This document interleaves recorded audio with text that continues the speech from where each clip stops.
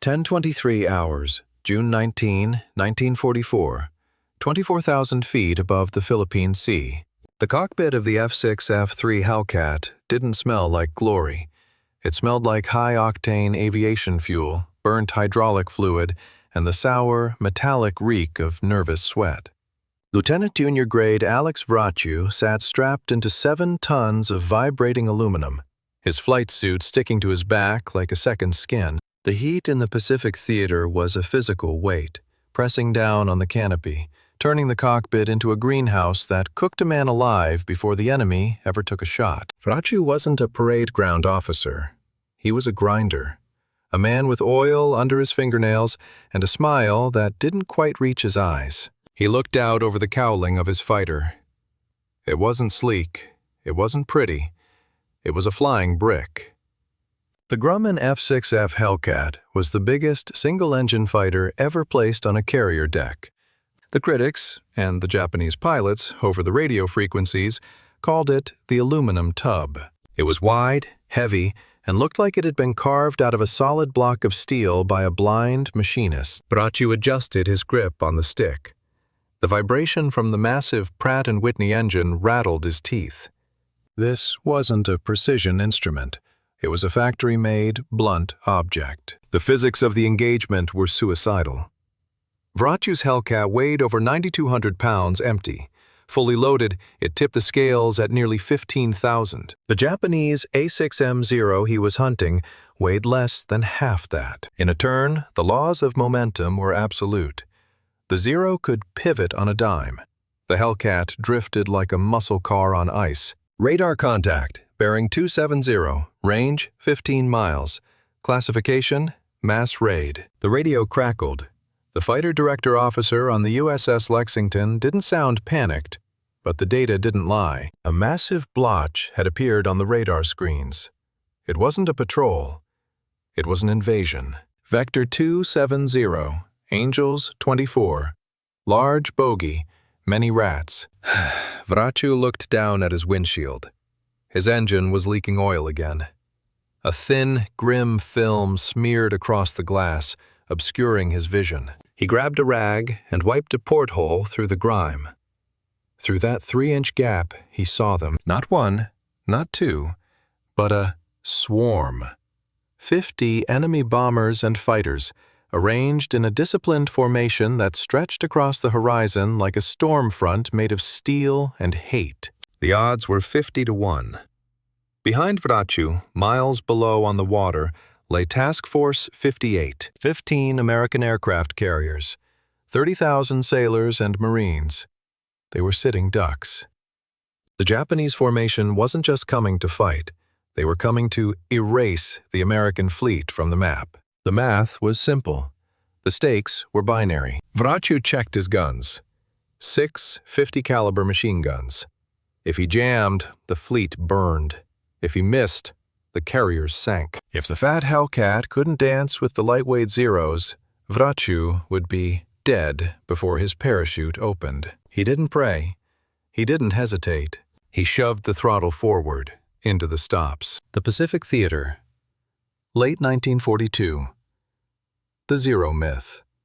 To understand why Vraciu's flight was a suicide run on paper, you have to look at the scoreboard. For the first year of the war, the Imperial Japanese Navy didn't just beat the Americans. They embarrassed them. The Mitsubishi A6M Zero wasn't treated like a machine by the Allied pilots who survived meeting one.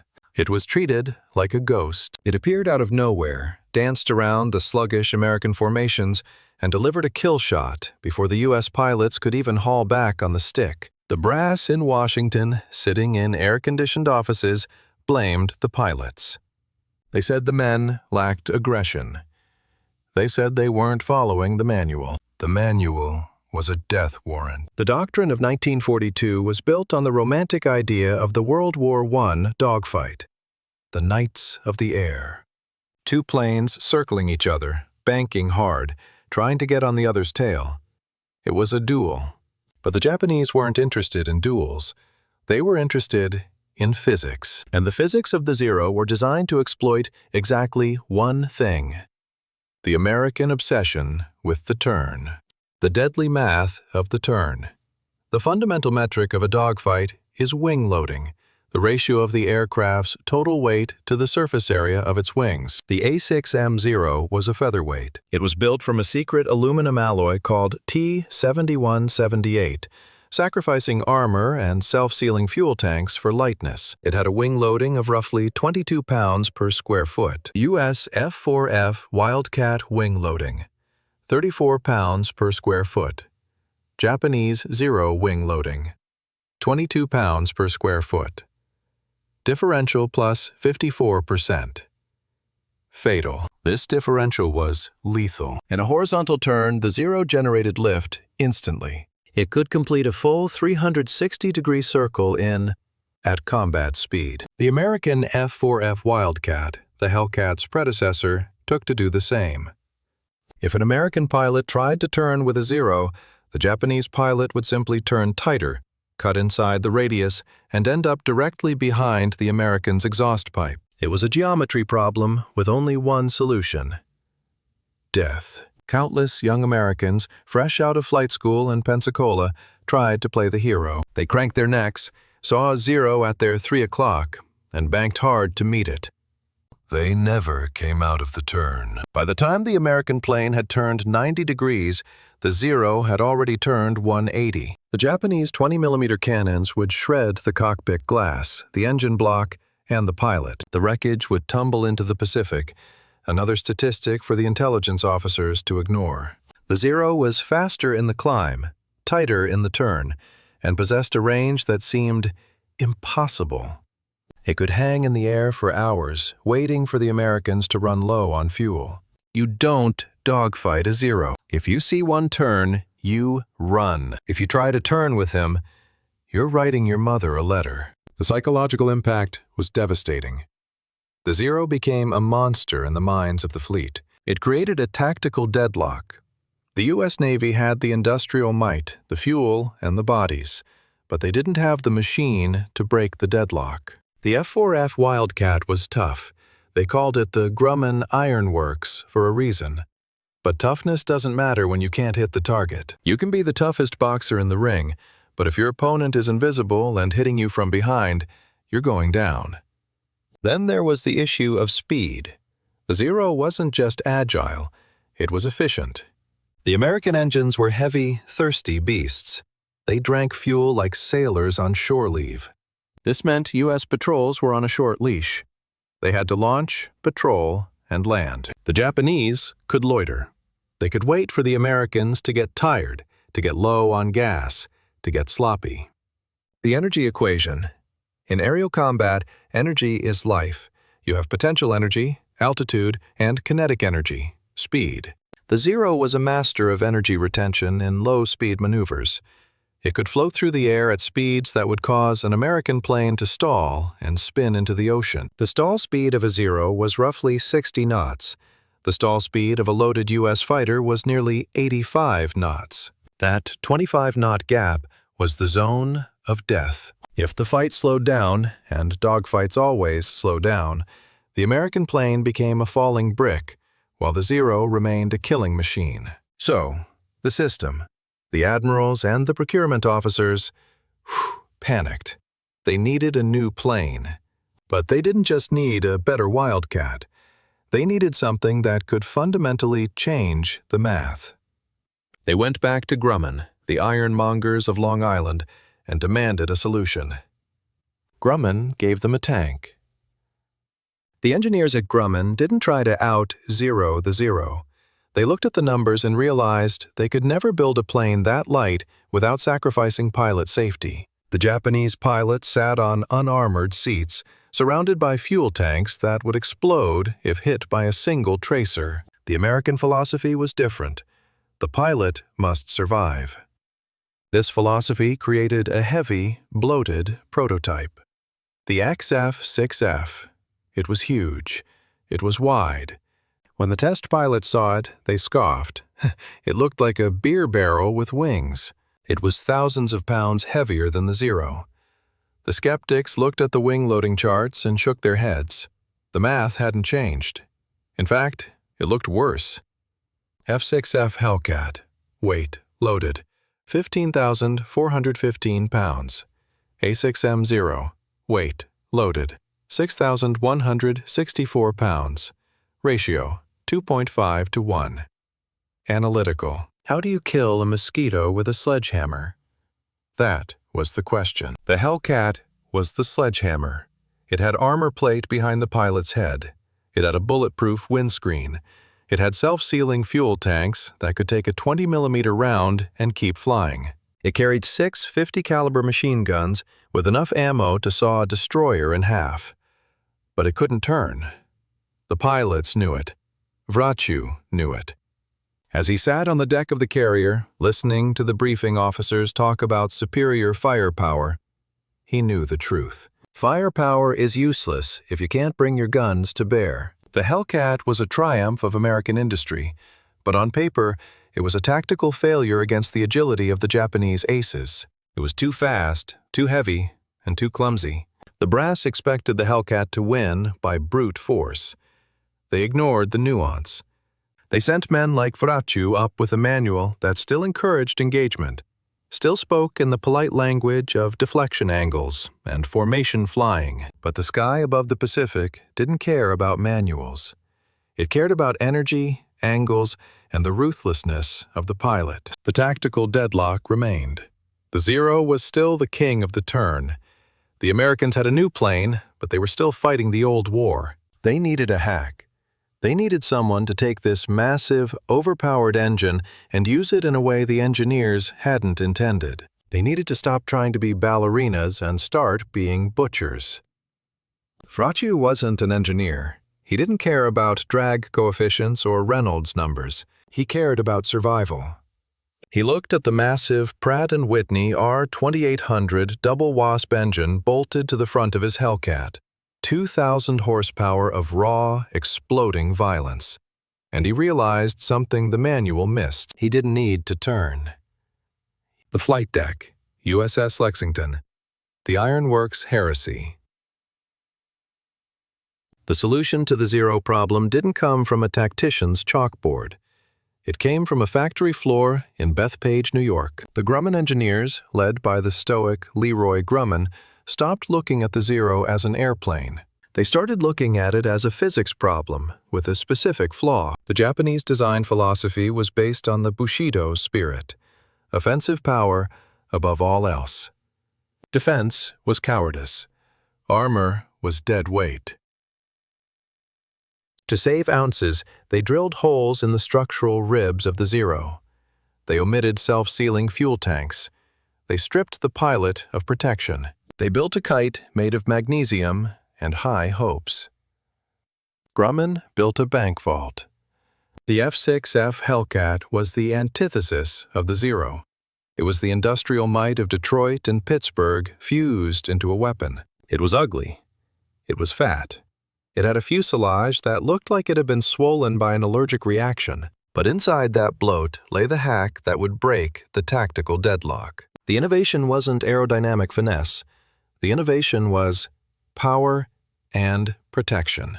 It started with the heart of the beast, the Pratt & Whitney R-2800 Double Wasp, an 18-cylinder air-cooled radial engine that displaced 2,800 cubic inches. It was a masterpiece of violence. When a mechanic cranked the inertial starter, the engine didn't hum.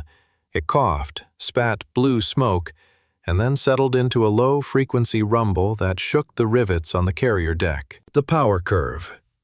The Zero's Nakajima Sakai engine produced roughly 1,130 horsepower. The R-2800 produced 2,000 horsepower continuously, with a war emergency power rating of nearly 2,300. This created a power-to-weight ratio that, despite the Hellcat's bulk, allowed it to climb at 3,000 feet per minute. But the real hack was the supercharger. The R-2800 utilized a two-stage, two-speed supercharger. While the Zero gasped for air at high altitudes, losing power above 15,000 feet, the Hellcat's supercharger rammed compressed air into the cylinders, maintaining sea-level performance in the thin air of the stratosphere. Vraciu and his squadron could sit at 25,000 feet, Angels 25. looking down on the Japanese formations like hawks circling field mice. System: R-2800 double wasp. Cylinders: 18 radial. Displacement: 46 liters. Induction: water injection. Status: lethal.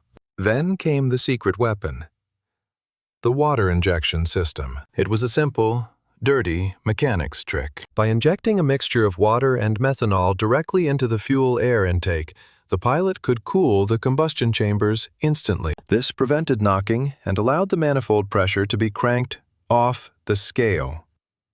There was a little switch on the throttle quadrant. We called it the go juice.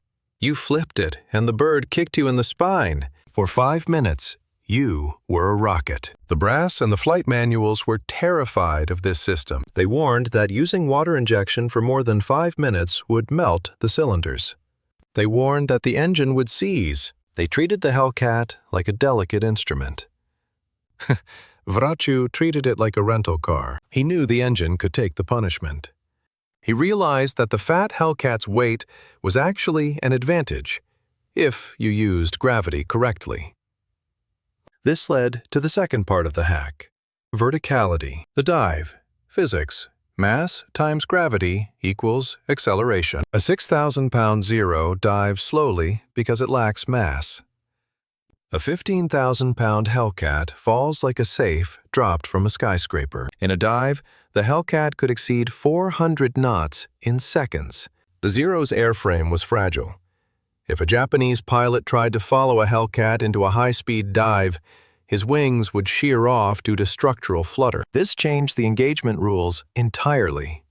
The hack was no longer turn and burn. It was boom and zoom. Vraciu and the new breed of pilots stopped trying to dogfight. They would dive from above, unleashing a torrent of .50 caliber fire, and then use that massive kinetic energy to zoom back up into the safety of the altitude. They turned the battle into a roller coaster, where they controlled the tracks. But the innovation didn't stop at the engine. It was in the cockpit. The F6F was designed for the average Joe. Grumman knew they were sending 19-year-old kids with barely 300 flight hours into combat. They needed a plane that forgave mistakes. The landing gear was hydraulic and wide-set, designed to withstand a carrier landing that was less of a landing and more of a controlled crash. The wings folded back against the fuselage, the stow wing design, allowing carriers to pack twice as many Hellcats on the deck as the old Wildcats. This was a logistical hack. It meant the U.S. Navy could bring volume to the fight. Quantity has a quality all its own. Yet the resistance remained. The older officers, the ones who cut their teeth on biplanes, hated the boom and zoom. They called it cowardly. They wanted to see pilots mixing it up, turning tight, showing fighting spirit. They looked at the Hellcat's squared-off wingtips and laughed. They said it flew like a truck. They were right. It did fly like a truck. A truck loaded with 6 Browning M2 .50 caliber machine guns.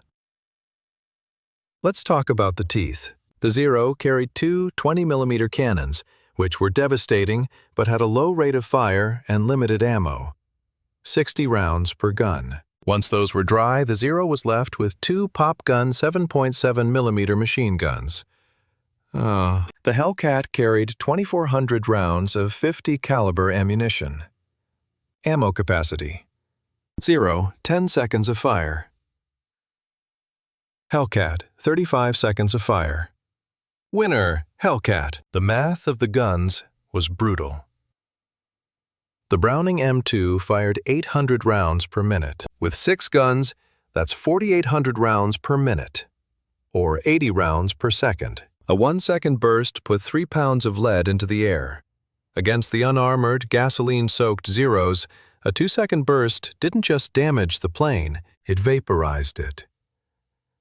Vraciu, however, was an outlier even among Hellcat pilots. He wasn't satisfied with the spray-and-pray method.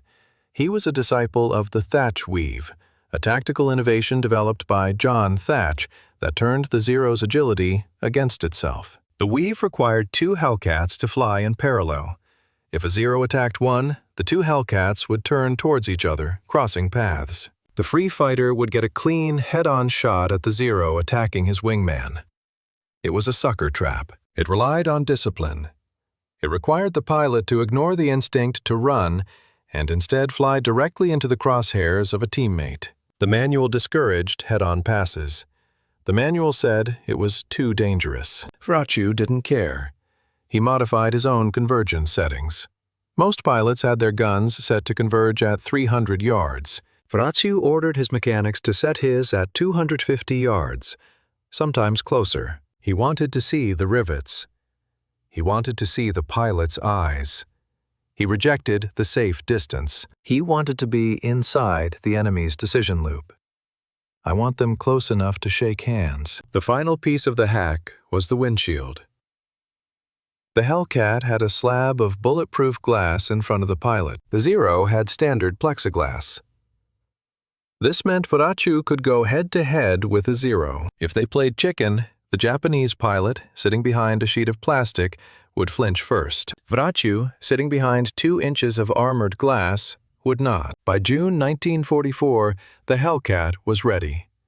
The fat plane had been engineered into a lethal, high-altitude energy fighter. The pilots had learned to trust the armor, trust the water injection, and trust the 6 heavy guns in the wings. But the brass still worried. They looked at the numbers of the approaching Japanese fleet, the sheer volume of Zeros and dive bombers, and doubted if the truck could handle a swarm. The tactical deadlock was about to break. The theory was over.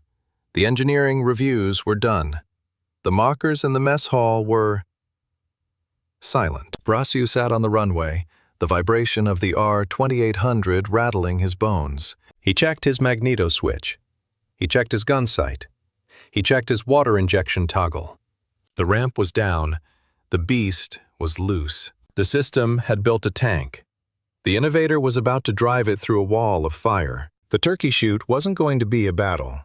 It was going to be an industrial accident for the Imperial Japanese Navy. 10:41 hours, June 19, 1944. The intercept point, 25 miles west of Task Force 58. The radar screen on the Lexington was a solid block of white light. The raids were merging. It wasn't a formation anymore. It was a cloud. Vraciu looked down through the smeared oil on his windscreen. Below him, at 20,000 feet, the Japanese formation stretched for miles. It was a mix of Zeeks, Judys, and Jills. They were flying in loose, undisciplined clusters. To a rookie, it looked like chaos. To Vraciu, it looked like a buffet. Tally-ho! Sharp lookouts. There are enough for everyone. Vraciu didn't feel fear. He felt a cold, mechanical precision. He pushed the stick forward. The Hellcat's nose dropped. The R-2800 engine roared as gravity took hold. The speedometer needle whipped past 300 knots, then 350. The fat plane was now a falling anvil. The airframe shuddered, the metal groaning under the stress, but it held. This was the Grumman Ironworks guarantee. It might be ugly, but it won't break. Kinetic energy transfer. A 15,000-pound object diving at 350 knots generates roughly 24 million joules of energy. Vraciu wasn't just flying a plane. He was riding a ballistic missile. The Japanese Judys below him were cruising at 200 knots. The closing speed was over 150 knots. He had seconds to acquire, track, and fire. Target, Yokosuka D4Y, Judy. Range, 800 yards. Closing speed, 180 miles per hour. Probability of kill, low. Most pilots would open fire now, the spray and pray method. But Vraciu held his fire. He watched the Judy grow in his windshield. He saw the red meatball insignia on the wing. He saw the rear gunner swiveling his 7.7mm machine gun, trying to track the diving monster coming out of the sun. The tracers from the Japanese gunner drifted harmlessly past Vraciu's canopy. They were like mosquitoes biting a rhino. 700 yards, 600 yards, 500 yards. The manual said fire. Vraciu waited. 400 yards. He could see the rivets on the Judy's tail. 300 yards, the sweet spot. He squeezed the trigger.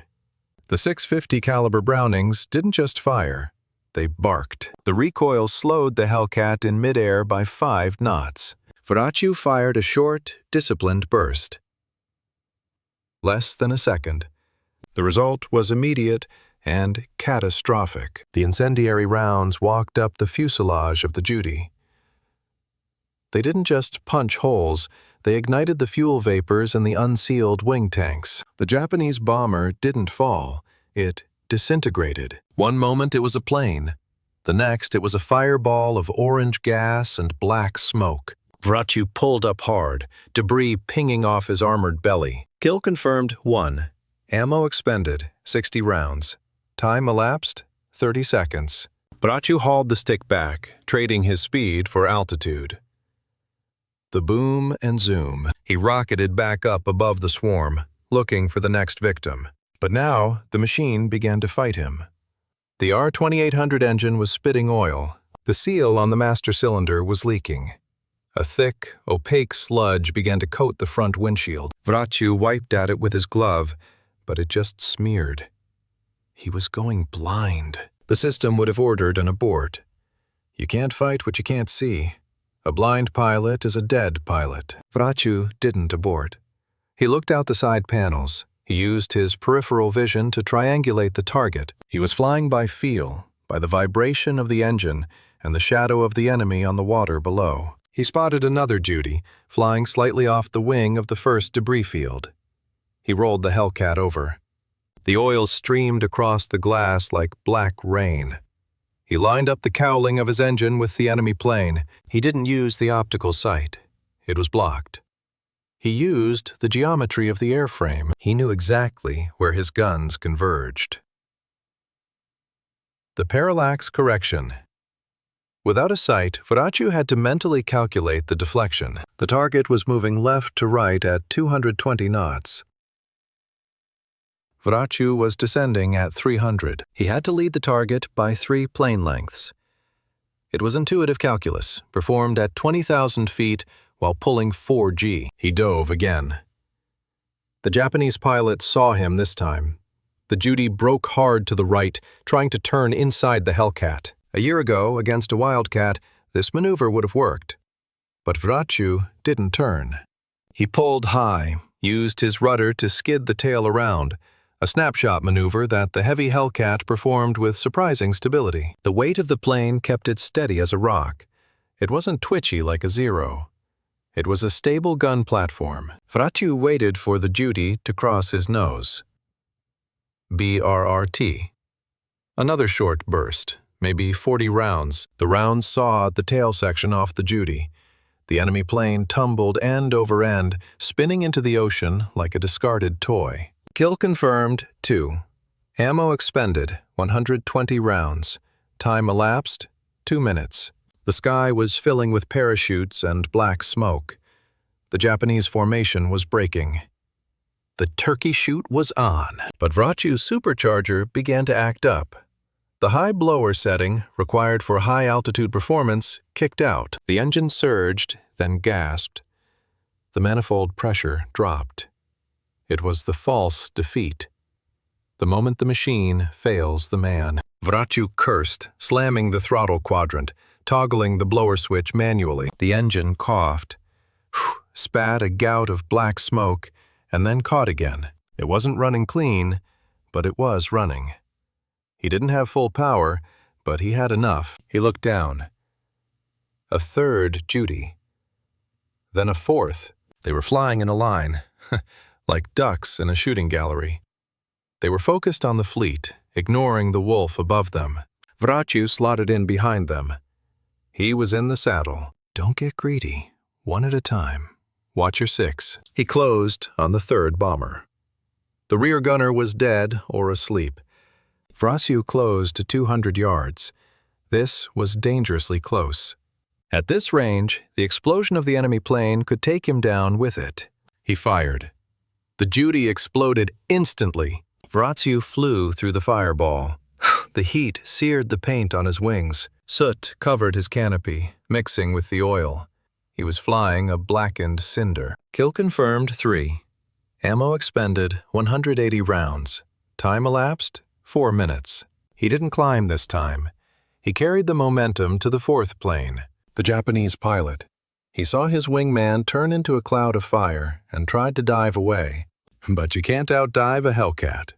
The fat plane's weight was its greatest asset in the descent. Vraciu caught him in seconds. Brrrt! The right wing of the Judy folded up.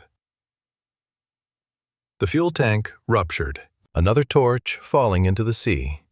Kill confirmed, 4. Ammo expended, 240 rounds.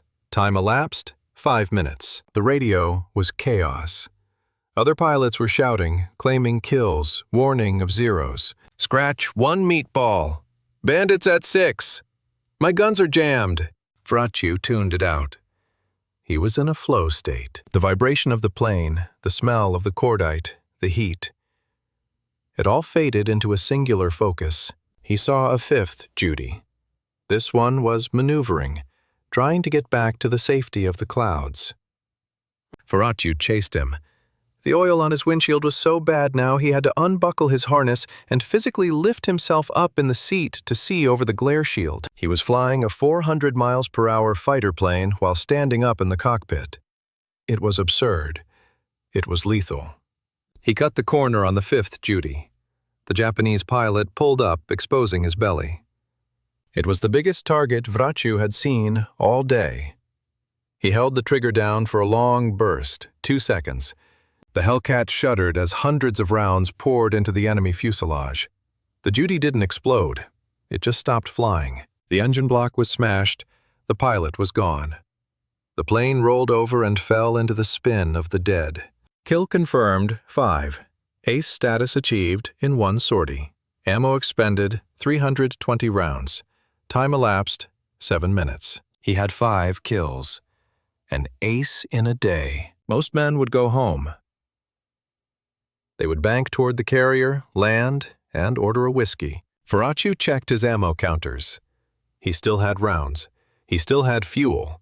The hack was working. The Hellcat was unbeatable. He spotted a 6th target. Another Judy, fleeing back toward the Japanese fleet. Vraciu was low on altitude now. He didn't have the energy advantage. He had to run it down on pure horsepower. He slammed the throttle past the gate.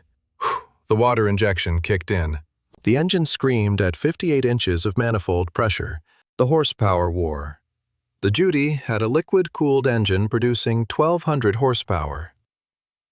Vraciu was pushing 2,300 horsepower. The drag of the Hellcat was higher, but the brute force of the R-2800 overcame the air resistance. He gained on the sleek bomber simply by burning more gas, throwing more power at the propeller than the Japanese frame could handle. He closed the distance. The rear gunner opened up. Bullets pinged off Vraciu's cowling. One struck the bulletproof glass, leaving a white spiderweb crack in the oil-smeared pane. Vraciu didn't flinch. He walked the rudder pedals, yawing the nose to line up the shot. He fired his last remaining bursts. The guns stuttered. He was running dry. But the aim was true. The rounds walked into the Judy's cockpit. The plane pitched up violently, stalled, and fell. Kill confirmed, 6. Ammo remaining critical. Time elapsed, 8 minutes. 6 kills in 8 minutes. It was a massacre. It was industrial slaughter. Vraciu turned for home. But the danger wasn't over. As he approached Task Force 58, the sky below him lit up with tracers. The American gunners on the destroyers were nervous. They saw a dark, smoking plane coming in low and fast. They didn't see the white star on the wing. They saw a threat. Flak bursts erupted around him. Black puffs of death. Vraciu cursed. He had survived the Japanese Imperial Navy, only to be shot at by a kid from Iowa on a 20mm Oerlikon gun. "Stop shooting! I'm one of you!" He shouted into the radio, but he knew they couldn't hear him. He waggled his wings, the universal sign of friendly. The shooting tapered off. He dropped his gear. The hydraulic whine was the sweetest sound he had ever heard. He lined up on the Lexington. He hit the deck hard. The tail hook caught the number 3 wire. The Hellcat slammed to a halt.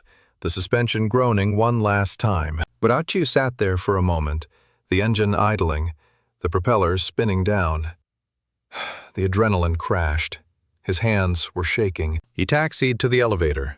The deck crew ran out. They looked at the plane. It was covered in soot, oil, and holes. They looked at the gun bays. The deadly math of efficiency. The armorers opened the wing panels. They counted the remaining rounds. Vraciu had fired fewer than 400 rounds total to destroy 6 aircraft. That averaged to less than 70 bullets per plane. In a war where thousands of rounds were usually sprayed to get a single hit, this was statistical insanity. It wasn't combat, it was surgery. Vraciu climbed out of the cockpit. He stepped onto the wing. A photographer was there. Vraciu looked at the camera. He didn't smile. He held up 6 fingers. The photo would become legendary. The grinning ace. But look closer at the eyes. There is no joy there. Just the hard, flat look of a man who had done the math, trusted the machine, and watched 19 men die in 8 minutes. The Hellcat, the fat failure, the aluminum tub, had just wiped the sky clean. The Japanese Air Force would never recover. The tactical deadlock was broken. Doctrine was dead. The engineer had won. The wardroom, USS Lexington, the morning after. The adrenaline of the turkey shoot faded fast. It was replaced by the dull, bureaucratic thud of the debriefing room. Vraciu sat at a metal table, filling out action reports. The smell of cordite was gone, replaced by the smell of stale coffee and cigarette smoke. The pilots were exhausted. They had broken the back of Japanese naval aviation in a single afternoon. The numbers coming in were staggering. Over 300 enemy aircraft destroyed. The Great Marianas Turkey Shoot was the most lopsided aerial victory in the history of warfare. But for Vraciu, the battle was shifting from the sky to the desk. The system doesn't like heroes. Admiral Mark Mitcher, the commander of the Fast Carrier Task Force, knew what he had seen. He had seen a single man dismantle a bomber formation with the precision of a surgeon. He summoned Vraciu to the bridge. In front of the cameras, amidst the cheering sailors, Mitcher pinned the Navy Cross on Vraciu's flight suit. But he wanted more. He nominated Vraciu for the Medal of Honor. It should have been a rubber stamp. Vraciu was the Navy's leading ace. He had 19 kills. He had saved the carrier.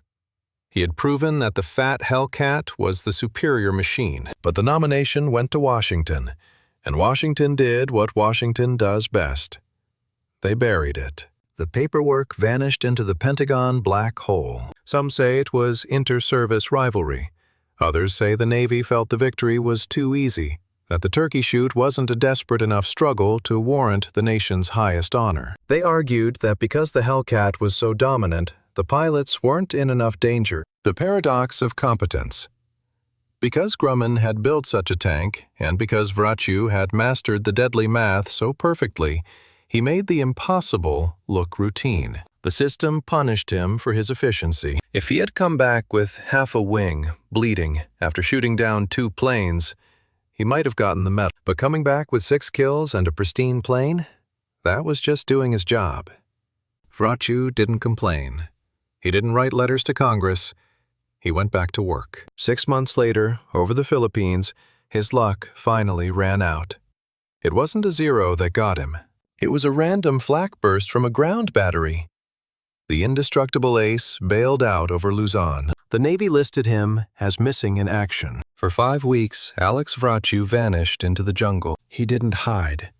He took command of a group of 180 Filipino guerrillas. The hard-boiled pilot became a ground commander, leading ambushes against Japanese patrols, armed with nothing but a pistol and a map. I was angry. I wanted to get back to my ship. But until then, I figured I'd fight them here. He marched out of the jungle 5 weeks later, carrying a Japanese sword he had taken from an officer he killed in close combat. He walked into the American lines, bearded, emaciated, and alive. He expected a court-martial for being late. He got a steak dinner. But the war was over for him. The Navy, fearing their top ace might be killed just before the victory parades, grounded him. While Vraciu sat on the sidelines, the fat Hellcat finished the job. The statistics at the end of the war were the final vindication of the ironworks. F6F Hellcat final tally. Enemy aircraft destroyed. 51-63. Hellcats lost in aerial combat. 270. Kill ratio, 19-1. The beer barrel had achieved a 19-1 kill ratio. It accounted for 75% of all aerial victories recorded by the U.S. Navy in the Pacific. The Zero, the invincible katana, had been snapped in half by a blunt instrument of American engineering. The doctrine of maneuver had lost to the doctrine of horsepower and armor. Alex Vraciu ended the war as the fourth-ranking naval ace. He returned to civilian life in Indiana. He became a banker. He raised a family. He lived a quiet life of dignity, far removed from the roar of the R-2800 engine. He never received the Medal of Honor. The nomination expired, was lost, and was eventually denied on technicalities. But in the halls of naval aviation and in the engineering logs of Grumman, the truth is written in oil and steel. The experts mocked the weight. The enemy mocked the shape. But when the sky fell and the fleet was burning, it wasn't the sleek, fragile turning fighters that saved the day. It was the brick. Vraciu died in 2015 at the age of 96. He was the last of the old breed. He proved that in war, the hack beats the rule book. He showed us that sometimes the ugliest, heaviest, most criticized tool in the box is the only one that works. The history books often forget the mechanics who built the machines and the mavericks who flew them. They focus on the generals and the treaties, but we know better. We know it was the grease, the gears, and the guts of men like Vraciu that turned the tide. Don't let his story die with him. If you believe that courage counts more than rank and that results matter more than regulations, help us preserve this history. Based on the deadly math of that morning, 6 kills in 8 minutes to save a carrier task force, do you think Lieutenant Alex Vraciu was robbed of the Medal of Honor? Or was he just doing his job? Let us know in the comments below. Dismissed.